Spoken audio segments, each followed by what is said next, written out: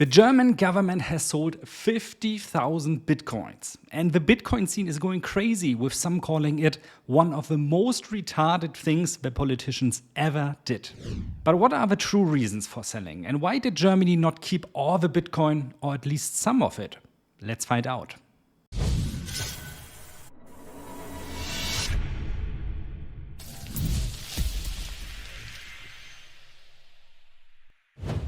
This is really something that has not happened in Germany before. In January of 2024, investigators from the state of Saxony confiscated Bitcoin worth about 2 billion euro.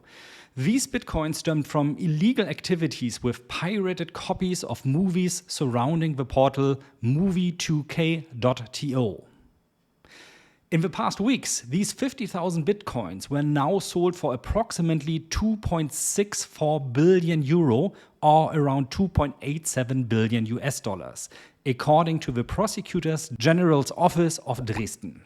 Never before has so much money been raised from seized assets through an emergency sale. But why was it called an emergency sale, and why were the bitcoins sold in the first place?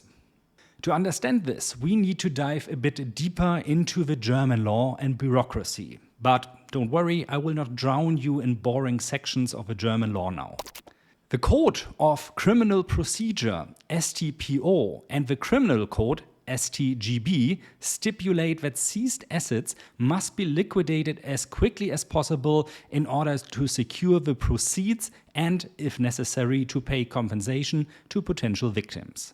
Prolonged speculation on value increases is not provided for by law.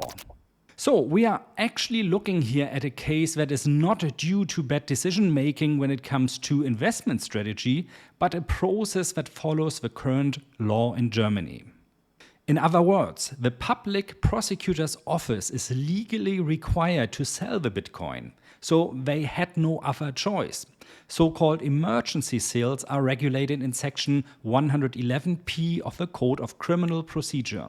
Accordingly, an item that has been seized or confiscated can be sold if it's in danger of spoiling or losing significant value, around 10% or more, or if its storage, maintenance, or preservation involves significant costs or difficulties.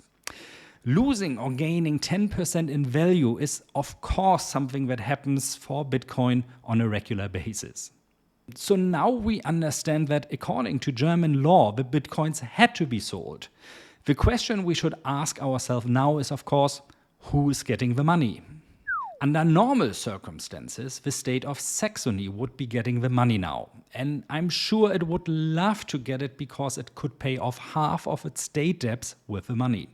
However, in this case, things are a little bit more complicated. Who ultimately receives the money remains unclear.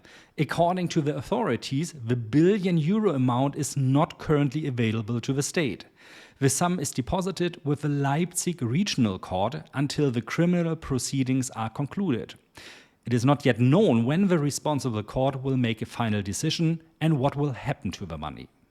First, the court must determine whether there are any third-party claims, such as from filmmakers, film distributors, or defrauded individuals.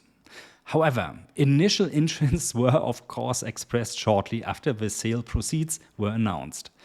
We are already advocating for using the money to increase investment in hospitals. There is also a significant backlog of renovations needed for daycare and school buildings, emphasized Linke Party leader Rico Gebhardt.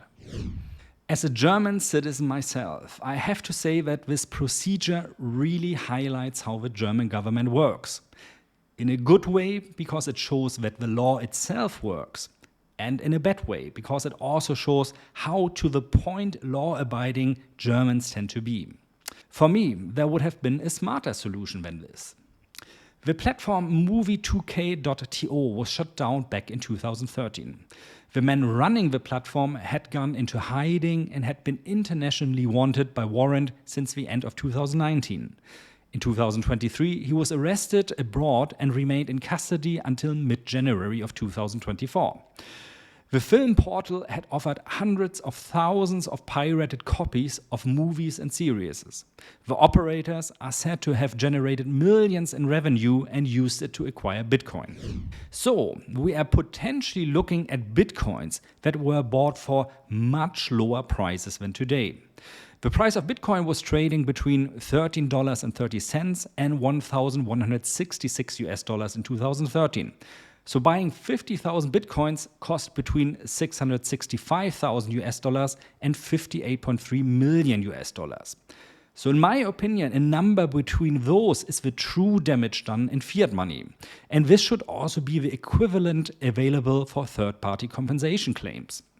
In order to have this maximum of $58.3 million available for potential claims compensation, Germany actually just needed to sell around 1,100 of the 50,000 Bitcoins.